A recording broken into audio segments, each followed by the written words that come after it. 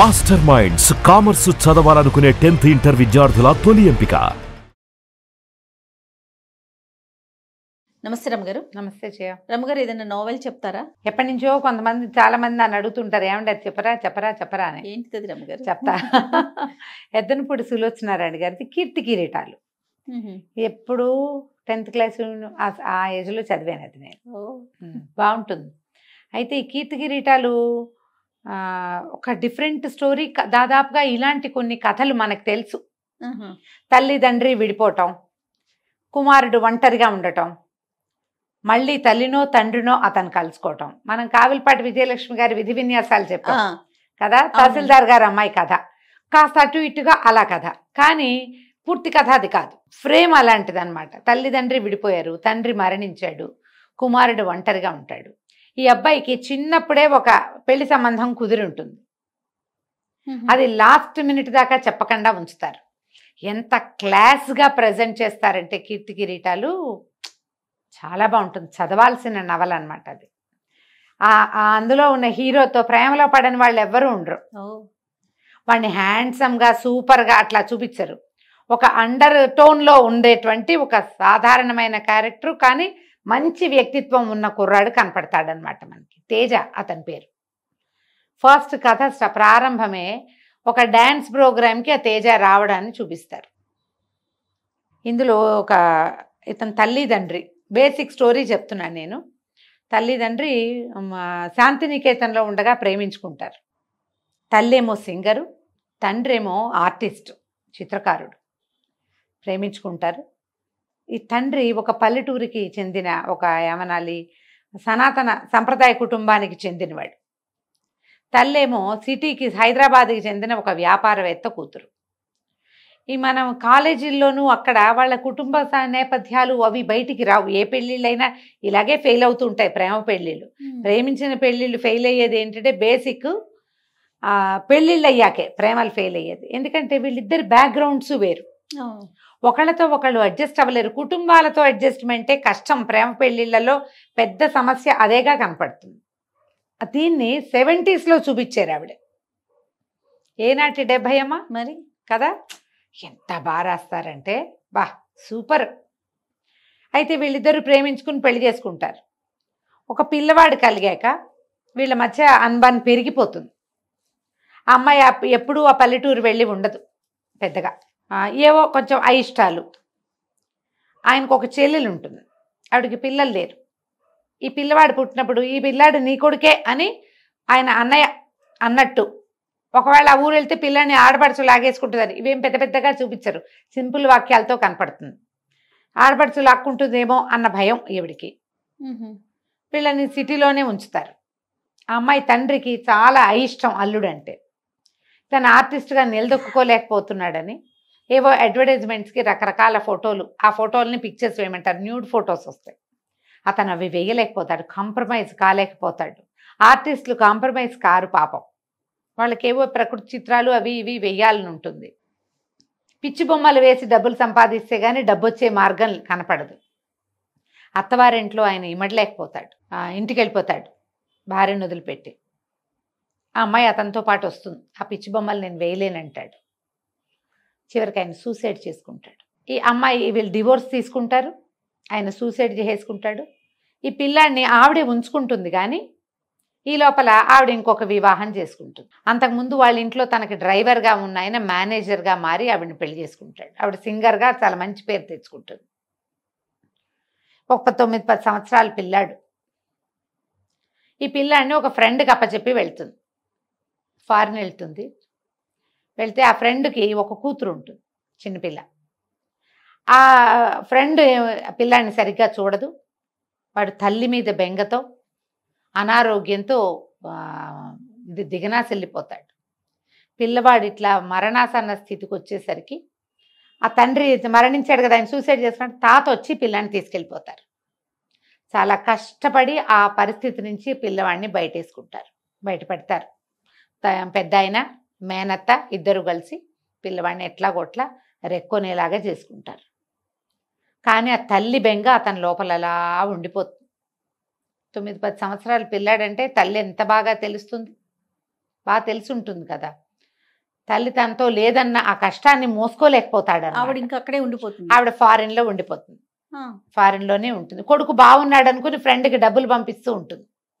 ఆ ఫ్రెండ్ ఏం చేస్తుంది, పిల్లాడేమో వదిలేసింది, డబ్బులు మీ పిల్లాడు మాత్రం పారిపోయాడని, వీడు బుద్ధిగా లేడని, వీడు సరిగ్గా లేడని, వాళ్ళ తాత వాళ్ళు తీసుకుపోయారని, వాడు పల్లెటూరు బయటుగా ఉన్నాడని, వాళ్ళు వినలేదని, మీ ఆడబడుచు లాగేసుకుందని ఏవేవో మాటలు చెప్తుంది. డబ్బు మాత్రం ఆవిడ దగ్గర నుంచి బాగా లాగేస్తుంది. ఈవిడ ఎవరితోటి డ్రైవర్ని పెళ్లి చేసుకుని వెళ్ళిందో అతనికి ఒక కొడుకుంటాడు. ఆ డ్రైవర్ ఏం చేస్తాడు, ఈవిడ సంపాదన పర్రాలు, గొప్ప పేరుంది కాబట్టి పెళ్ళానికి విడాకులు ఇచ్చి లేదా పెళ్ళాన్ని వదిలేసి ఆవిడ చచ్చిపోయేలాగా చేసి కొడుకుని తీసుకుని వెళ్ళిపోతాడు ఫారెన్. ఆ పిల్లాన్ని ఈవిడే పెంచుతుంది, సవితి కొడుకుని. వాడు పరమ వెధవలా తయారవుతాడు. ఈవిడ వల్లే మా అమ్మ అన్యాయం అయిపోయిందని వాడికి ఉంటుంది. తల్లిగా ఏం పెద్దగా ప్రేమించడు, మమ్మీ అంటాడు కానీ నోటితోటే అది.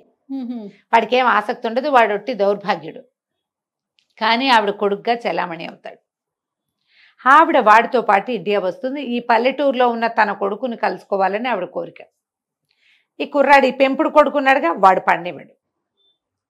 ఈవిడ ఉత్తరాలు రాసి పంపిస్తుంది ఆ ఊరికి ఉత్తరాలు రాసి పంపిస్తుంది. ఆవిడ ఏ ఉత్తరం రాసినా ఆ కొడుకు ఒప్పుకోడు దానికి. నన్ను వదిలిపెట్టి వెళ్ళిపోయింది, ఎందుకు ఆవిడతో వెళ్ళాలి, వాడికి తల్లి కావాలని ఉంటుంది. కానీ ఒక ఉక్రోషం, నా అమ్మ నన్ను వదిలేసిందని. ఒకసారి వచ్చి కనపడమని ఉత్తరం రాస్తే బుట్ట దాఖలు చేసేస్తాడు, దాన్ని వెళ్ళడు. ఈ నేపథ్యంలో జరుగుతుంది కథ. ఎంత ఇంట్రెస్టింగ్గా వెళ్తాను చూడు.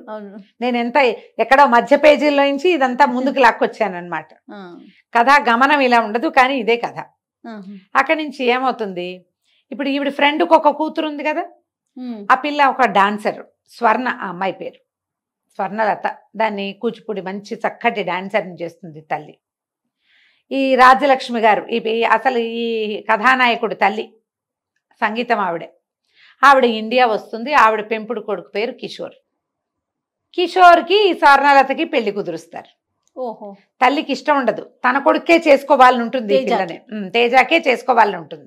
కానీ ఈ ఫ్రెండ్ ఏమంటుంది, ఆవిడ పేరు ఏదో మర్చిపోయాను నేను, ఆవిడ పోటాడుతుంది. ఆవిడ పల్లెటూరు బయట వాడికి ఇవ్వమంటావా, కిషోర్ సమర్థుడు, మా పిల్ల డ్యాన్స్ ప్రోగ్రాంలని ముందుకు చూపిస్తాడు, ఇంకా ఫారిన్ తీసుకెళ్తాడు, నీ ఆస్తికి వారసుడు వీడు, వాడిని వదిలేసావు నువ్వు, వదిలిపెట్టే రాజు, ఇంకా దాన్ని ఎత్తుకోవద్దు నువ్వు అంటుంది. కానీ వీడికి పాసం 10 ఏళ్ళ తన కొడుకు మీదే ఉంటుంది. ఏవో ఉత్తరాలు రాస్తుంది, ఈ కిషోర్ దాన్ని కట్ చేసేస్తాడు. వాడు తెలివైన వాడు తిరుగుబోతు కూడా. ఈ అందగత్తెగా, డాన్సర్గా, సంపాదన పర్రాలుగా, రేపొద్దున భవిష్యంతా తందేగా ఉన్న ఈ స్వర్ణనికి వలేసి దాన్ని ముద్దుగా చూస్తూ దాన్ని లైన్లో పెట్టుకుంటాడు ఆ పాపని. ఇప్పుడు కొన్ని రోజులు గడిస్తే ఆ స్వర్ణది ఒక ప్రోగ్రాంలో ఈ తేజ కలుస్తాడు. ఈ స్వర్ణకి పాటలు పాడేందుకు ఒక సావిత్రి అని ఒక సింగర్ ఉంటుంది. ఆ సావిత్రి భర్త ఈ తేజ వాళ్ళ బంధువుల అబ్బాయి, వాళ్ళ ఊరు అబ్బాయి అనమాట.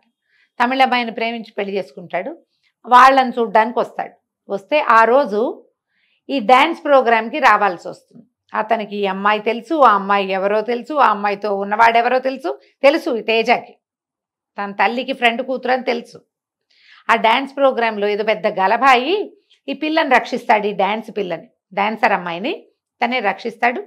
నేను జాగ్రత్తగా తీసుకొచ్చి దిగబెట్టిస్తాడు. ఆ రోజున ఏమవుతుంది, అమ్మాయి చెవి జూకా ఒకటి ఇతను చొక్కాకు పట్టుకుని ఉండిపోతుంది. మర్నాడు వీళ్ళంతా మాట్లాడుకుంటారు. ఆ జూకా ఇస్తారు వెనక్కి, ఇతనే నన్ను రక్షించాడని ఆయనతో ఫ్రెండ్లీగా మాట్లాడుతుంది అమ్మాయి.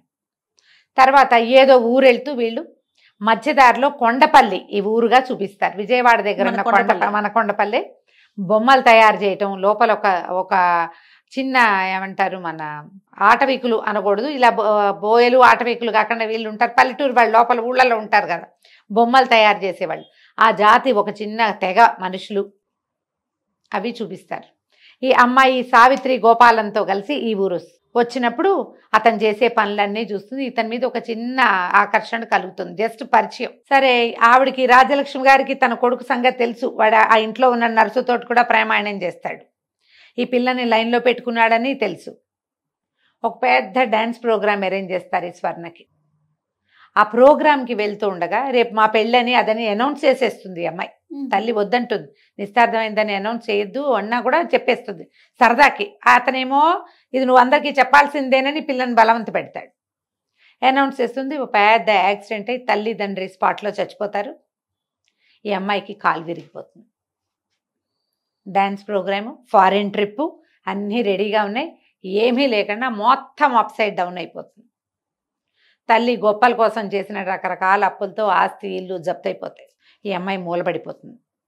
ఎవరో పింతల్లి ఇంటికి చేరుతుంది. అంతకుముందు అద్భుతమైన డాన్సర్గా అపురూపమైన బంగారు తెలాకలాగా ఉన్న పిల్ల మంచాన పడిపోయి వాళ్ళు ఎవరింట్లోనో చేరిపోతుంది. తల్లిదండ్రులు చచ్చిపోయారు. ఈ కిషోర్ ఏమో ఈ అమ్మాయి ఎప్పుడైతే కాలు విరిగిందో ఇంకా ఇది అన్ఫిట్, ఇది పనికిరాదు, మనకి డ్యాన్స్ చేయలేని అమ్మాయి ఇంకెందుకు అదేం సంపాదిస్తుంది, వాళ్ళ అమ్మ దగ్గర ఏం లేవు, తన తల్లి దగ్గర కూడా రానివ్వడు అమ్మాయిని. ఆ ఎవరింట్లోనో ఉన్న అమ్మాయి కోసం ఈ తేజ వస్తాడు, ఆ స్వర్ణ కోసం. ఆ అమ్మాయి ఉన్న పరిస్థితి చూసి అమ్మో ఇది చాలా దుర్భరంగా ఉందని వాళ్ళ పిన్నికి ఏదో కొంత డబ్బులు ఇచ్చి ఈ పిల్లని తీసుకెళ్తాడు తనతో పాటు. ఊళ్ళో పెట్టుకుంటాడు. అక్కడ ఏసోబని ఎవరో ఉంటారు, ఒక లోకల్ వైద్యుడు ఒకరిని పిలిచి రోజు పాదం మసాజ్ చేయటం, మొత్తానికి ఆ అమ్మాయిని నార్మల్ చేస్తాడు. ఈ లోపల వాళ్ళ మేనత్త ఆవిడ వస్తూ ఉంటుంది, కాత్యాయిని అని ఒక క్యారెక్టర్ చూపిస్తారు. ఆవిడ తెలుసుకుంటుంది ఈ పిల్ల ఆవిడ కూతురు, వాళ్ళ అమ్మకి ఫ్రెండ్ కూతురు అని. ఆవిడ కోసం దానికోసమే చేసావా అని మేనల్ని తిడుతుంది, కానీ ఆ పిల్లని చూసేసరికల్లా మాట్లాడలేకపోతుంది. చక్కటి పిల్ల, పాపం దానికి అన్యాయం అయిపోయింది, అమ్మ నాన్న లేరు, ఈ కాలు విరిగిపోయింది, నా కాలు తగ్గాక వెళ్ళిపోతానండి అంటుంది. ఆ అమ్మాయి ఏమి ఇతనితో ప్రేమలో పడదు, ఆపేక్షగా ఉంటుంది అంతే. వీడు మొదటి రోజు నుంచి ఆ పిల్ల మీద ఇతనికి ఆకర్షణ ఉందని ఎలా చూపిస్తారంటే ఒక నీడలాగా కనపడుతుంది అనమాట. తన దగ్గరికి రానివ్వడు, కానీ అతనికి ఆ అమ్మాయి అంటే ఇష్టమని మనకు మొదటి రోజు మొదటి వాక్యం నుంచే అర్థమవుతుంది. ఏ ఆపేక్షతో ఆ పిల్లని అంత దగ్గర చేస్తున్నాడు అనేది మనకి ఎక్కడా అర్థం కానివ్వరు. ఎంత టెంపో మెయింటైన్ చేస్తారంటే కథలో చదివి తీరాలు చేయదాన్ని. ఎన్నిసార్లు చదివినా నాకు ఒక టెంపో కనపడుతుంది. ఇది మనకు తెలిసిన కథే అనిపించదు, సులోచనారాణి గారు రాసే స్టైలే అలాంటిది. ఇది మనకు తెలుసు, మనం చదివేసాం ఆల్రెడీ, కానీ మళ్ళీ చదువుతుంటే ఇదొకటి, మీనా ఒకటి, జీవన్ తరంగాలు, సెక్రటరీ, శ్వేత గులాబీ, ఒకదానికి మించి ఆరాధన, ఇవన్నీ కూడా మనకి తెలిసినా సరే, అంటే నేనే అలా లొంగుతానో అందరూ అలా లొంగుతారో నాకు తెలీదు. ఎక్కడో నొప్పి పుట్టే ఒక సంఘటనకి అబ్బా అనిపిస్తుంది ప్రతిసారి. ఆ టెంపో, ఆ జిగి అట్లా మెయింటైన్ చేస్తారు, చాలా బాగుంటుంది. అయితే ఈ అమ్మాయి మళ్ళీ నార్మల్ అవ్వటం, ఇంత లోపల ఏమవుతుంది, ఈ రాజలక్ష్మి గారికి ఈ పిల్లి ఇక్కడ లేదని అదని తెలిసిపోతుంది. వాడేం చేస్తాడు ఈ కిషోరు, ఈవిడ ఈ తనకి ఆస్తి ఇవ్వదేమోనని ఎక్కడో ఒక పల్లెటూరులో పెడతాడు. ఒక నర్సుని కాపలా పెడతాడు ఆవిడకి. ఆవిడ కొంచెం మతిపోయిన నిద్రమాత్రలు వేయించేస్తాడు. ఓహో. అయితే ఒక డ్రైవర్ ఉంటాడు, మొట్టమొదట ఉత్తరం ఇవ్వడానికి వెళ్ళిన వాడనమాట. అదే మనకి ఫస్ట్ సీన్ చూపిస్తారు. ఈ డ్రైవర్ కారు లోపలికి రావటం, కొండపల్లి ఊళ్ళోకి రావటం, ఆ ఉత్తరం ఇవ్వటం, ఆ ఉత్తరం ఆ కుర్ర తను చింపేసి పక్కన పడేయటం, అది ఫస్ట్ సీన్ అదే అనమాట. ఆ డ్రైవరు ఎట్లాగో ఈవిడ్ని చూస్తాడు. చూసి అమ్మ ఇదేమిటి ఈవిడ ఇట్లా ఉంది, ఎందుకు ఇలా ఉంది అంటే, అక్కడ ఒక ఉత్తరం ఇవ్వు, నన్ను రక్షించు వీళ్ళ దగ్గర నుంచి అని బంగారు గాజు తీసి చేతిలో పెట్టింది, చేతుకున్న గాజు. దాంతో పాటు పట్టుకెళ్తాడు ఉత్తరం కొడుకు దగ్గరికి. ఇంతలో ఏమవుతుంది, ఈ అమ్మాయి ఎప్పుడైతే కాలు నార్మల్ అయిపోతుంది, మళ్ళా డ్యాన్స్ ప్రోగ్రామ్ అరేంజ్ చేస్తాడు తేజ. ఎవరో స్పాన్సర్లు వస్తారు. ఎప్పుడైతే ఈ అమ్మాయి నార్మల్గా డ్యాన్స్ చేయగలదు అని తెలిసిందో కిషోర్ వచ్చేస్తాడు అమ్మాయి దగ్గరికి. అంతా నేనే చూసుకున్నాను, తేజాన్ని పక్కకు తోసేస్తాడు. ఇది ఈ అమ్మాయి నాది, మా ఇద్దరికి వాగ్దత్త, మా ఇద్దరం నిస్తార్థమైన వాళ్ళం అన్న సినిమా ఇప్పిస్తాడు. ఇతనికి ఏం చేయాలో తెలియదు, తప్పుకుంటాడు. ఇంకా ఆ చీదర భరించలేడు. ఆ కిషోర్ని చూస్తేనే అయిష్టంగా ఉంటుంది. ఈ పిల్ల ఏం చేస్తుంది, ప్రోగ్రామ్ అవ్వగానే పారిపోతుంది అక్కడి నుంచి, అయిపోతుంది. ఈ అమ్మాయిని ఇన్ని రోజులు ఉంచుకుంటాడు కదా, ఆ మేనత్త పెళ్లి సంబంధాలు తెస్తూ ఉంటుంది, ఇతను వద్దంటూ ఉంటాడు. ఆ పిల్లని మనసులో పెట్టుకునే వద్దంటున్నావు నువ్వని ఆవిడ పోటాడుతుంది. నీ ఇష్టం, ఈ ప్రోగ్రామ్ ఏదో వదిలేసేయని, చేసేయని, తర్వాత నువ్వు ఏ సంబంధం కుదిరిస్తే ఆ సంబంధం చేసుకుంటానని చెప్తాడు మేనత్త. దాంతో ఆవిడ ఉత్తరం రాస్తుంది, నీ పెళ్లి కుదిర్చాను, వచ్చి పెళ్లి చేసుకో అని. ఏం చేయాలో తెలియదు. ఆ స్వర్ణని వదలలేకపోతాడు. అసలు అమ్మాయి వెళ్తుంటే వీడు భరించలేకుండా ఉంటాడు. ఏం చేయాలో తెలియదు.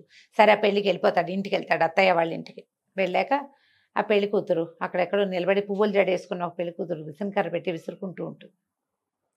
ఇతను వెళ్ళి చెప్తాడు, మనసులో వేరే వాళ్ళని ఉంచుకుని పెళ్లి చేసుకోవటం నాకు ఇష్టం లేదు, అత్తయ్య బలవంతం వల్లే ఈ పెళ్లి చేసుకుంటున్నాను అని చెప్తాడు. చెప్పేసరికి అలా అమ్మాయి అట్టించి ఇటు తిరుగుతున్న విసనకర్రతో విసురుకుంటూ, నిర్ఘాంతపోతాడు. స్వర్ణ ఎలా వచ్చావు నువ్వు ఇక్కడికని. ఏం చేయను, వాడెవరితో పెళ్లి కుదిరితేమో వాడేమో అలా అయ్యాడు, నేను ఒక అతన్ని ప్రేమించాను, అతనేమో నా మనసులో ఇంకోళ్ళు ఉన్నారని నాకే చెప్తున్నాడు, నేను ఇంకా ఏం చేయను అంటే కావలించుకుంటాడు. నువ్వు ఎలా వచ్చావు, మాయమైపోయావు, నువ్వు ఏమైపోయా తెలియపోతే నువ్వు నా కోసం చూస్తావు కానీ పెళ్లి చేసుకోవడానికి వస్తావా నువ్వు అని పోటాడు. ఎందుకు ఈ పెళ్లి ఒప్పుకున్నావంటే, ఈ పిల్లవాడికి ఆ పిల్లకి 5 ఏళ్ళు, ఈ అబ్బాయికి 10 ఏళ్ళు ఉన్నప్పుడు వీళ్ళ అమ్మలిద్దరు ఫ్రెండ్స్ కదా, వాళ్ళు నిశ్చితార్థం చేస్తారు ఈ పిల్లలకి. ఒక్క పిక్చర్ ఉంటుంది. అమ్మ వాడు అంటాడు, అత్తయ్య ఇది ఎట్లా కుదురుతుంది, కిషోర్ వస్తాడు అంటే, కిషోర్ ఎవడరా మధ్యలో, ఇది మీ పెళ్ళి ఇప్పుడు జరగాలన్న దానికి ఒక ప్రబలమైన సాక్ష్యం ఉంది నా దగ్గర అని ఫోటో పట్టుకొస్తుంది.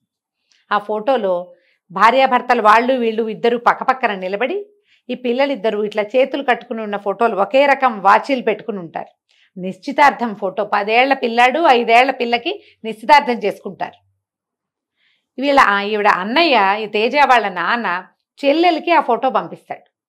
నిశ్చితార్థం చేశాను తేజకి, వీళ్ళ బలవంతంతో నీ సరదా తీరుతుందని నీకు ఫోటో పంపుతున్నాడు. మరి పిల్లలు లేరు ఆవిడికి, మేనల్లుడే ఆవిడ కొడుకుగా అనుకుంటుంది, అందుకని ఆ ఫోటో ఈవిడ దగ్గర ఉంటుంది. 5 ఏళ్ల చిన్నపిల్ల మర్చిపోయింది, 10 ఏళ్ల వాడు మర్చిపోలే దాన్ని. ఈ అమ్మాయికి తన ఒక వాగ్దత్త అయిన భార్య అని వాడికి తెలుసు, అందుకే అమ్మాయిని రక్షిస్తాడు, అందుకే అమ్మాయిని వెంట పెట్టుకు తీసుకొస్తాడు. ఇది తన వైఫ్ అని వాడి బ్రెయిన్లో ఉంటుంది లోపల, ఎక్కడా బయటపడనివ్వరు జయ. ఒక్క చోట కూడా ఆ మాట అతను ఎక్కడా చెప్పడు. ఇది ఎటుపోయి ఎటు వస్తుందో అతనికి తెలియదు. వీళ్ళిద్దరూ స్నేహంగా ఉండటం, ఆపేక్షగా ఉండటం, ఒకళ్ళ కోసం ఒకళ్ళు అన్నట్టుగా ఉండటాన్ని చూపిస్తారు. మధ్యలో అమ్మాయి నువ్వు నన్ను రక్షించావు, నువ్వు నా పాలిట దేవుడివి అంటుంది, కానీ నువ్వంటే నాకు ప్రేమ, నువ్వు లేకుండా నేను బతకలేనని అమ్మాయి అందు. కానీ అది ఫీలింగ్ ఉంది లోపల. ఎప్పుడైతే తను కిషోర్ తన దగ్గరకు వచ్చాడో అమ్మాయికి అర్థమవుతుంది, నేను కిషోర్ని భరించలేను, నాకు తేజయ్య కావాలని అర్థమవుతుంది. ఈ పెళ్లి హడావిడ అవుతూ ఉండగానే ఆ డ్రైవర్ వస్తాడు, వచ్చి ఈవిడికి చెప్తాడు, అమ్మాయికి చెప్తాడు, అమ్మగారి పరిస్థితి ఏమీ బాగుండలేదు, ఆవిడ హాస్పిటల్లో ఉంది, చచ్చిపోయేలాగా ఉంది, ఆ ఉత్తరం ఇచ్చిన ఆయన అబ్బాయిని చూడాలని అడుగుతోంది, ఒకసారి కంటితో చూస్తే ఆవిడ చచ్చిపోతుంది అనేసరికి ఏం చేస్తుంది అమ్మాయి అడుగుతుంది, ఒకసారి రా మా ఆంటీని చూడు నువ్వు అని. రావటం ఇష్టం ఉండదు, తల్లి కావాలి కానీ వద్దు.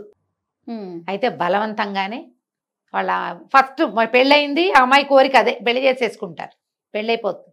ఆ అమ్మాయితో కలిసి వెళ్తాడు అక్కడికి హాస్పిటల్కి. ఆవిడ ప్రాణావశిష్టంగా మంచం మీద ఉంటుంది. ఆ లోపలికి వచ్చిన వాడిని చూస్తే అది కుడి బుగ్గ మీద పుట్టుమచ్చ, ఒత్తు జుట్టు, అసలు క్యారెక్టర్ని ఎంత బాగా వర్ణిస్తారంటే వాడు ఇట్లా కనపడతాడు మన ముందు. 4 వాక్యాల్లో చాలా స్ఫురద్రూపిగా కాదు, కొంత స్ఫురద్రూపిగా. ఆవిడ అయిపోయి కుర్రాన్ని చూసేసరికి విశ్వప్రసాద్ వాళ్ళ నాన్న గుర్తొస్తాడు ఆవిడకి. వెంటనే భర్తలాగానే ఉన్నాడు అతను, కావలించుకుంటుంది కొడుకుని. ఇక తల్లిని వదలలేకపోతాడు. కిషోర్ వచ్చి ఈ దాసుని డ్రైవర్ని పట్టుకుంటాడు, కానీ వీడు అరెస్ట్ చేస్తాను, పిచ్చి వేషాలు వేస్తేనని వాడిని చంప పగలగొట్టేస్తాడు. మా అమ్మ నా దగ్గరే ఉంటుంది, నువ్వు ఆవిడని తీసుకెళ్ళలేవు, నువ్వు ఆల్రెడీ ఏం తీసుకున్నావో అవన్నీ నువ్వు తీసుకున్నావు, ఇంకా నీకు నాకు సంబంధం లేదు. తల్లిని వెంట పెట్టుకుని తీసుకెళ్ళిపోతాడు. ఆవిడికి అత్యంత ప్రియతమ కుమారుడు, ఆవిడకి ఎంతో ఇష్టం ఆ ఫ్రెండ్ కూతురు, ఆ బొమ్మలా ఉండే పిల్ల, అందుకని ఆ పిల్ల నాకే కావాలని నిశ్చార్థం చేసుకుంటుంది. ఆ పిల్లనే చివరికి తన కొడుకు పెళ్లి చేసుకుంటాడు. వాళ్ళిద్దరూ కలిసి ఈవిడ్ని తీసుకెళ్ళిపోతారనమాట. రకరకాల క్యారెక్టర్స్ వస్తాయి. వీళ్ళింట్లో ఒక పనివాడు కుర్రాడు, ఓ వంట చేసే ఆవిడ, తర్వాత సావిత్రి గోపాలం ఒక సింగర్ ఆవిడే, అతను అమ్మాయి భర్త, వీళ్ళిద్దరూ. అక్కడి నుంచి ఈ పల్లెటూరు వీళ్ళ తాతగారు క్యారెక్టర్ కూడా చూపిస్తారు. ఆయన కాశీయో ఎక్కడికో వెళ్తారు, చివర్లో వచ్చినట్టు తాతయ్య వస్తున్నాడు. అక్కడక్కడ తాతయ్య క్యారెక్టర్ తక్కువగా కనపడుతుంది, కానీ ఆ తాతగారి ప్రభావం ఈ కుర్రాడి మీద ఉంటుంది. ఆయన క్షమించాలి తల్లిని అని చెప్తూ ఉంటారు. ఈ అబ్బాయికి ఇష్టం ఉండదు, నన్ను వదిలేసి వెళ్ళిపోయింది అనిపిస్తుంది.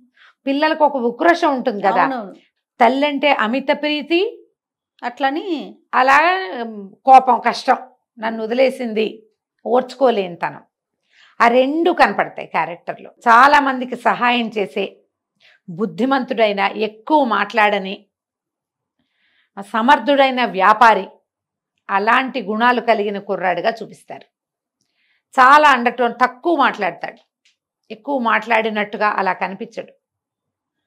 మేనత్త పట్ల బాగా ప్రీతి, ఇంట్లో పని వాళ్ళ పట్ల ప్రీతిగా ఉండటం, ఎవరైతే పనులు చేస్తారో వాళ్ళందరితోటి చాలా బాగుండటం, అసలు రఫ్గా ఒక్క సెంటెన్స్ మాట్లాడినట్టు కనపడదు ఎక్కడ. చక్కగా తీర్చిదిద్దారు. బ్రహ్మాండమైన క్యారెక్టర్.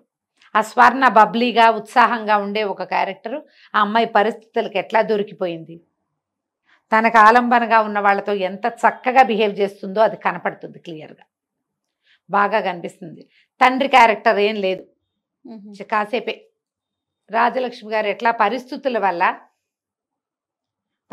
వల్లే ఆవిడకి భర్త అంటే అయిష్టం కాదు, పరిస్థితులతోటే ఎలా అయిపోయింది. తన తండ్రి ఒక పని మనిషిని పంపిస్తారు ఈ పిల్లాడితో పాటు ఊళ్ళో ఉండడానికి. అది ఎంతసేపు వీళ్ళు మంచివాళ్ళు కాదని అట్లా అని పిల్లవాడికి నూరు పోస్తుంది. దాంతో మేనత్త దగ్గర తాత దగ్గర ఉండటానికి కూడా మొదట ఇష్టపడ్డు. వాడికి వేరే దారి లేదు, తల్లి లేదు, ఎవరింట్లోనో ఉన్నాడు. దాంతో అనారోగ్యంతో జ్వరము, పిల్లాడు కలవరింతలుగా అట్లా ఉన్నాడని ఇక వాళ్ళు పెంచుకుంటారు నిదానంగా. అతని క్యారెక్టర్ని బిల్డ్ చేసుకొస్తారు, చక్కగా ఉంటుంది. కీర్తి కిరీటాలు చదవండి తప్పకుండా అండి. పుస్తకం కొనుక్కొని చదివి బుక్ని మీ తాలూకు ఏమంటారు లైబ్రరీలో పెట్టుకోండి. అప్పుడప్పుడు చదువుకోవడానికి చాలా అంటే చాలా చాలా చాలా బాగుంటుంది. యాక్చువల్గా మామూలుగా నేను చెప్తుంటాను, మల్లాది వెంకటకృష్ణమూర్తి గారు నాకు హార్ట్ ఫేవరెట్. ఎద్దనపూడి సులోచనారాణి గారివి కొన్ని కథలు చాలా ఇష్టం, నాకు బాగా చదువుతాను. మళ్ళీ మళ్ళీ మళ్ళీ మళ్ళీ చదువుకుంటాను జయ నేను. ఏంటో చదువు బాగుంటుంది నాకు. అయితే మల్లాది గారితో మాట్లాడినప్పుడు ఆయన చెప్పారు ఆయన ఫేవరెట్ రైటర్ అట వీరు. ఓహో అని చెప్పారు ఆయన నాకు ఫోన్లో. నా ఫేవరెట్ రైటర్, చాలా స్టైలిష్గా రాస్తారు. అవును, ఆ మాట నిజం. అసలు క్యారెక్టర్ని మనకి బిల్డ్ చేసి చూపిస్తారు, కళ్ళకి కట్టినట్లు. కళ్ళకి కట్టినట్టే. ఈ అబ్బాయితో ప్రేమలో పడకుండా ఉండలేం మనం. వాడొక అద్భుతమైన వ్యక్తిగా కనపడతాడు మనకి. అలాగని ఏమిటోగా చూపించరు, బ్రీఫ్గా క్లీన్గా సున్నితంగా అందిస్తారు. ఆ సున్నితమైన తేజాన్ని చూడండి. గుంటూరు కారం ఇదేనా ఆ సినిమా రివ్యూస్ అప్పుడు కీర్తి కిరీటాలని తీశారు అని చాలా మంది రివ్యూల్లో కొంతమంది రాశారు. ఆ కథ అసలు దానికి దీనికి పోలికే లేదు. నేను చూసి దానికోసమే నాకు నెట్ఫ్లిక్స్ లేదు. యాక్చువల్గా నెట్ఫ్లిక్స్ వేసుకున్నాను ఆ గుంటూరు కారం చూడడం కోసం, ఎలా చేశారో చూద్దామని.